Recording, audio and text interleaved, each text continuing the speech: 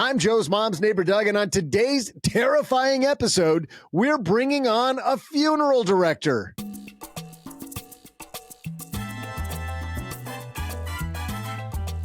And I'm super happy to welcome this guy to Mom's Card Table. He's the guy people are dying to meet. Ooh. Scott Mueller's here. Ooh, that is... You've never heard that joke before. I've heard it so many times. I prefer not to hear it again. However, Joe, you put a certain tenor into that voice that makes it acceptable. I don't know. Two things I'd like to highlight about this conversation before we begin. First of all, this topic is super important to me, Stackers, because both my dad and my mother-in-law died in 2024, and I saw firsthand two things. I saw firsthand how a lack of planning and in some places bad planning creates a lot of dysfunction and also just a lot of scrambling. I also saw firsthand on the other side of my family just how much pre-planning matters. And as a guy who was a financial planner for a long time back in the day, I would tell people to pre-plan, and Scott, you and I'll get into this in a second, but the ROI, I'm like, is the ROI there? Is it not there? And I would overwhelmingly change my view of maybe to, oh, hell yeah, in a heartbeat. That's the first thing. So this is an important topic to me and much more important than it was 12 months ago. But second, this has also been very important to you in the past. But I also feel like on a personal level, Scott, this is very important. You also had a family tragedy, I believe, in your family, and you've also had a recent health scare. Yeah.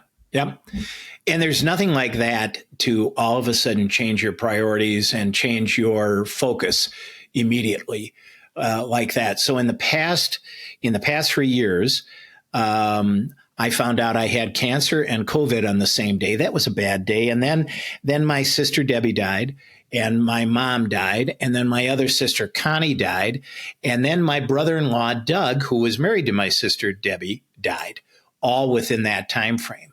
And none of us are immune from this, and none of us are immune from the emotional transaction that none of us can calculate, because we've never really allowed us to think about it, because for most of us, it is unthinkable to give up somebody that we love, but it is going to happen. And it's best to have a little preparation for it and to certainly have a conversation with the people that you love about what you would like to do. You have a book on this topic. You start off with the fact that, so for you, this is personal. You want to make sure that people feel good, but you present right away, Scott, the thing that all of our stackers are thinking right now. We don't trust you. That's right. We do not trust you. Why don't people trust the funeral director? There's a pretty rich stereotype of funeral directors.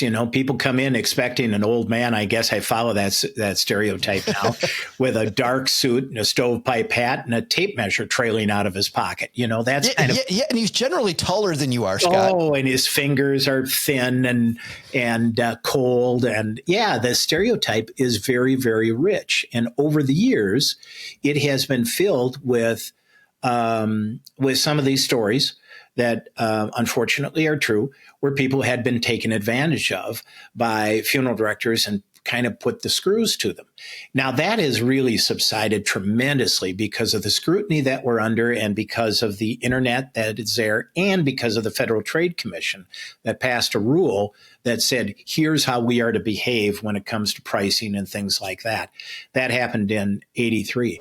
But for all those reasons, anytime there is a rich stereotype of somebody and it generally isn't positive, the lack of trust is huge. And so you have to give people a reason to feel that you are trustworthy and that you can become a trusted advisor. You got to see a lot of your competitors in action. Yeah. I don't remember exactly what your role was, but you said even looking at that, yeah, there's a shyster out there, but it makes the stories even bigger because there's so few of them. Yes. And there really are. Generally, people are really cared for pretty well by the funeral profession. Now, there's different elements of that. And what's happening in our profession is happening in the dental profession and in chiropractic and in in eye clinics and in anything else where venture capital firms and public firms are coming in and they're acquiring funeral businesses. And I can speak to this personally because I sold my businesses to one of these companies, and I worked for them for 12 years, and I was in an airplane for 3 weeks a month. I did that for 12 years and worked for them. But the opportunity came back for me to buy the business back. I've never been happier because I think a profession like this, where you need to think about compassion and not responsibility to shareholders, is really important. So how do we avoid, and I know we're not going to be able to get it all, Scott, but what are some of the biggest gotchas that we can make sure we avoid, and to make sure we're not working with one of the few unscrupulous people out there? There are a couple of marketplaces like Florida, Arizona, where there are a lot of retirees that have settled in that area. And in those marketplaces, especially, there are cremation providers that will put up on billboards at cremation for $7.95 or $6.95 or something like that. Don't go to those people. You should, if you go to the least expensive in a professional kind of setting, there is some compromise that is being made. And any compromise that is being made is usually not in your interest. What's an example of a compromise in cremation? Because it feels like your ashes no matter what, Scott. Yes, you are. But the biggest question that people have that they're almost afraid to ask is, hey, I want cremation, but how do I know that the ashes I get back are the ashes of the person I love? Oh, man. In fact, that's a conversation I have with every family that chooses cremation. I go over that with them, and I always see somebody's head nod about that says, yes, make me feel better about that.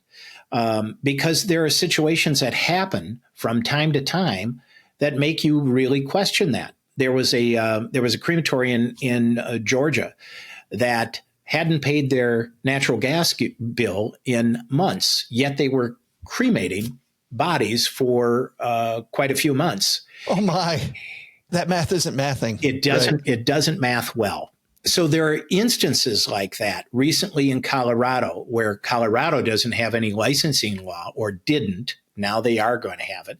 They didn't have any licensing law regarding funerals, funeral homes, and funeral directors. That there was a low-cost provider who was not taking care of the bodies in the way that they should, and they were decomposing in their facility. Oh. Now, yes, everybody wants to save $1. But at what expense do you want to save $1? So I always look, if you're in a market where it's being advertised as very, very cheap, look at that with a jaundiced eye. Second thing to consider is, do you want to work with a family-owned funeral home? Is that important to you or not? I maintain that it is, because I think that we have a greater responsibility to our community than a publicly held or venture capital-owned funeral home. Well, you know what a venture capital company is trying to do. I mean, we have that. You were talking about hospitals.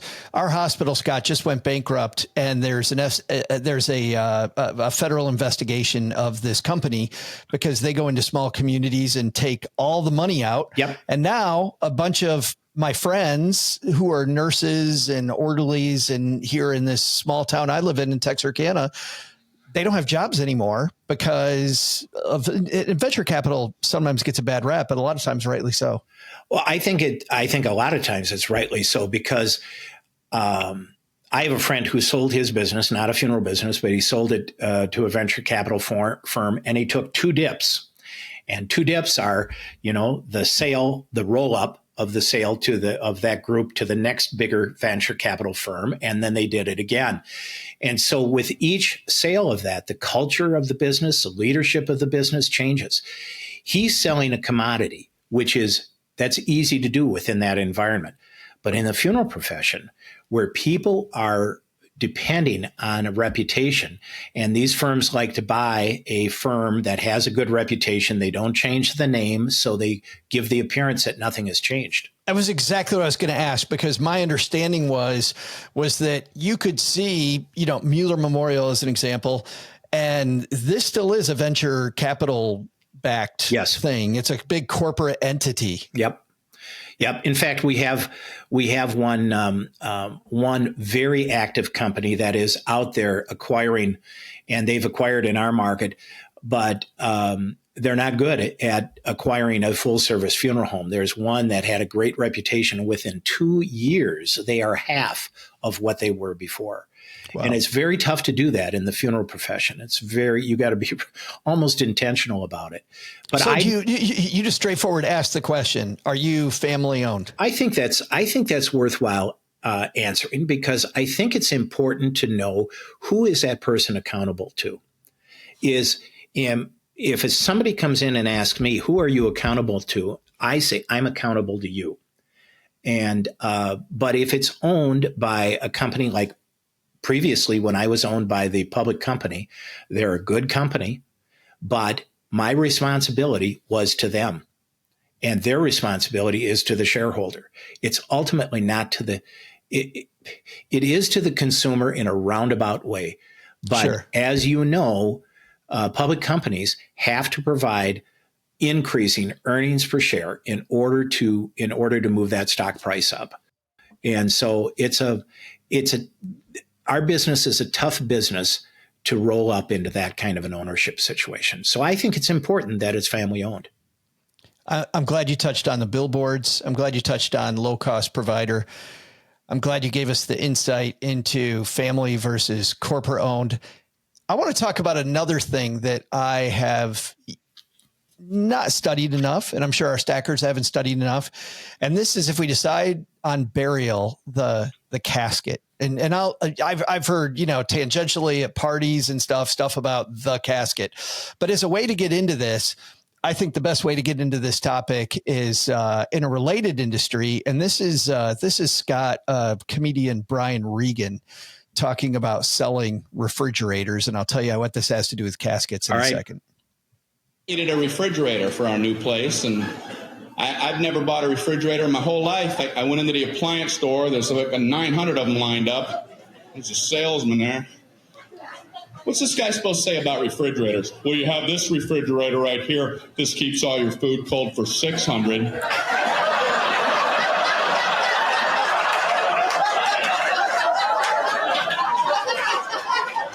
You've got this refrigerator. This keeps all your food cold for 800.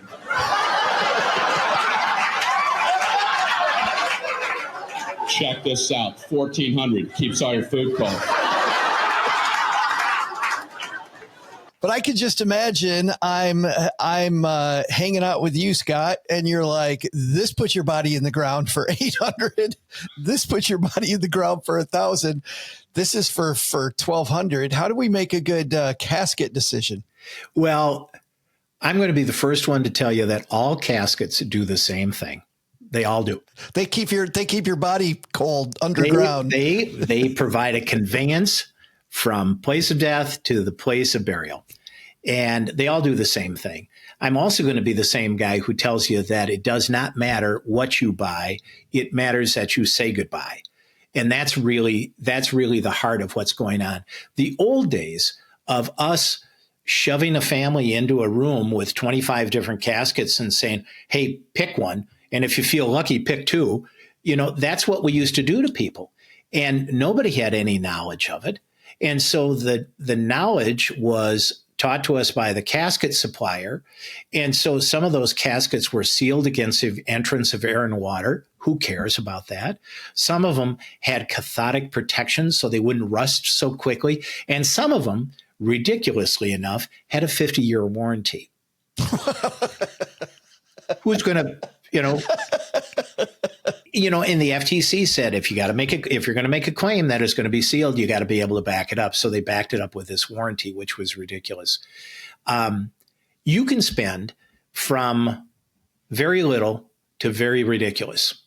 But it really isn't about that anymore. Right now in my marketplace in St. Paul, Minnesota, about 70% of people are cremated. And so casket isn't even a decision that they talk about. There are still marketplaces where the cremation rate may be 30 or 40%. So a casket is still important. All it comes down to, I always tell people is, I said, you know what you like and you know what you can afford. And that's really what you should use. Nobody else who comes to the funeral has enough knowledge about that product to determine whether you scrimped on it or you overpaid on it. They're just not going to know. You do make a good point about this. Well, you just made a good point about it. And you really emphasize this in the chapter on this topic, that the casket truly is for the living and really for the viewing. And if somebody was a big Detroit Lions fan or Minnesota Vikings fan, like having the Vikings casket really just is the last time when you're viewing them to see their personality. Yeah. Yeah. And we've had people that have made their own casket, or brothers that have made the casket for somebody. I'm all for that type of thing, as long as I get to inspect it and make sure it isn't going to embarrass us or anybody else that comes to the funeral. Well, let me ask you about that, by the way. Let me cut you off there, because, brothers making the casket. What about like a casket from Costco or some other place? Like, do you go, no, can't bring that in here? Nope. I'm obligated by the Federal Trade Commission rule. I'm obligated to accept that. I can't charge the family a handling fee. But when you think about it, you think, well, I'm not going to show up to a restaurant with a steak and say, hey, cook this for me and take that off of the bill. So the casket in the past has been a very big part of the profitability for a funeral home. So those things were marked up multiple times. Now it's become, it isn't important anymore. And so the markup on that has come down dramatically. Boy, I'm peeling back all the layers here. No, it's great. It is fantastic because if our stackers, Scott, or anything like me, they know so little about this. Talk to me about pre-planning and how it works. What exactly are we pre-planning if we decide that we're pre-planning? What are kind of the things that we're pre-planning? And how does that look if somebody decides to take on the task of pre-planning versus wait and let family members do it?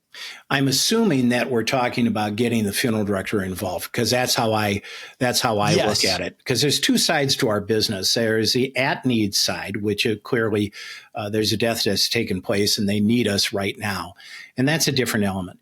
And then there's the pre-need side. And that pre-need side are people that are planning for this. And they're either doing it for their parents or they're doing it for themselves. And it's pretty easy to get information out there. You can go to funeral homes' websites and you can get a pretty good feeling for the funeral home. If their website gives you information about this and they're free flowing about it, then they're going to be like that when you meet with them in person. But all it takes is a call to them, an appointment, and you sit down and all the options are put out in front of you, and you just systematically, the funeral director is very good at this. The funeral director is very good at putting questions in front of you that narrows your choices and gets you down to what you would like to have done. What are some of those questions? What does that look like? The biggest one is, do you prefer to be buried or cremated? And making sure that your family is aware of that choice. So that's number one. Number two is, how do you want to be remembered? What kind of service do you want to have? Now, a lot of people will say that, hey, I'm gone. Doesn't matter. Just throw me in the hole, put me in the backyard. I've heard all this stuff, the hefty bag, all that kind of thing. That's not what we do. These are people. These are people we love. We love the people that we love, and we're going to say goodbye to them in a dignified way. So how do we do that? So at our funeral home 5 years ago, now more like 8 years ago, we redid our funeral homes and put in a bar in our funeral home. First funeral home to have a bar in it. And, when I started working here for my dad, I used to start by cleaning up the smoking lounge where everybody smuggled in the bottles of booze. Now we just made it institutionalized a little bit. And the truth is, it's really, really great, because people come in and instead of being uncomfortable about coming in, signing the book, saying hello to the family, and then getting the heck out of there, they'll say, well, maybe we'll just have one. Maybe we'll just have a glass of wine. And then what happens there is, like all situations, social situations that involve that, is you feel more comfortable. You feel looser. You're willing to talk with other people, and you hear the person's story, like we used to do a long time ago, but we don't do that because we're all so busy right now. So that bar thing has really helped us get people to connect. To your point, making people feel comfortable and sharing, man, we don't, I mean, on one hand, it sucks that we do it after they're dead. But the fact that we do it at all, I think, is such a blessing. It's so cool. So to have the bar function that maybe loosens this up a little bit, so helpful. And that isn't for your dad. That is for everybody there. Okay. Point. So you hit the nail on the head, where death is a really inconvenient thing. It happens at the wrong time. All of a sudden I got to change my plans. That's the best thing about it, is that you have to lean into somebody else and suspend your own schedule and say, okay, I'm going to change what's going on with me in order to reach out to somebody who's hurting right now. Because there is something about being around a group of people for a shared experience that gives you an endorphin rush. It is good for your head. This is why people still go to concerts when you can listen to music on headphones, much, much better quality than if you go to a concert. But going to a concert is fun, and you get the energy of the crowd. You do this with a funeral as well. I interrupted you though for that. You were on a roll. There's other things that we're considering. Yes. So on the pre-need thing, so the biggest thing is the form of disposition, whether it's burial, cremation. In our case, it could be water cremation. It could be green burial. It could be natural organic reduction, which is human composting, which is coming to a state near you soon. And we've helped people do all these different things. In addition to that, it is about, hey, is there going to be a religious element to this? Is there going to be a faith component to this? What kind of music might you want to have that's part of this? Where is it that your remains are going to be placed forever? Whether it's going to be burial in a cemetery, or if the ashes come back home, what's your plan for them too? As part of my parents' planning, I'm just going to move over here for a second. They did something very nice, which I super like. So the group that we used gave my sister and I this little piece that has a candle, and I can change the candle out, but there's just a little bit of my dad there.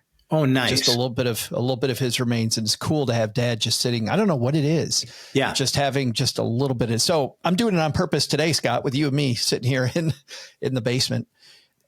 There are certain things, and a good funeral director is going to work you through a plan for those ashes that have some kind of permanence to them. Whether that plan means we're going to incorporate those ashes into the lake, the river, into the backyard, or we're going to bury them at the cemetery, or we're going to keep some on our desk. That permanence, that kind of an idea for that is important. And all of that is addressed in this whole pre-need planning process. I think even for you as a funeral director, it's got to be a hell of a lot more fun pre-planning than sitting with my mom the day after my dad died if they'd done nothing. I met with a lady yesterday who's 93 years old. We had such a great conversation, but she was planning her own. She was there with her daughter.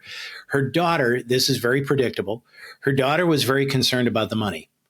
How much is it going to cost? All that kind of stuff. Mom wants to have a party. She says, I'm a party girl and I want to have a party.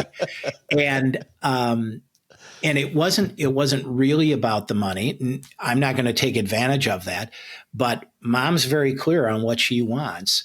And it was an education for her daughter to hear this too. Now that when they walked out, the daughter says, mom's going to get what she wanted to have happen. And we gave her a complete breakdown of the cost, an itemization of the cost, and she decided to fund it too, which is to put money aside in our state, we put it into an insurance policy. And that insurance policy gains little dividends to try and keep up with inflation. We've got other methods to do that as well. So that at the time of death, not only is it all planned, but it's paid for. It's already done. Yeah. We talked about this a lot when I was a financial planner, was just, you have this money, your kids can do stuff with it when you pass away, or you can spend it the way you want to. You take your family on a vacation. You can pre-plan make life easy on them. Joe, here's what's really likely to happen though. We think like that because that's the way we want it to end for us. The truth is that the last couple of years of our life are usually very expensive.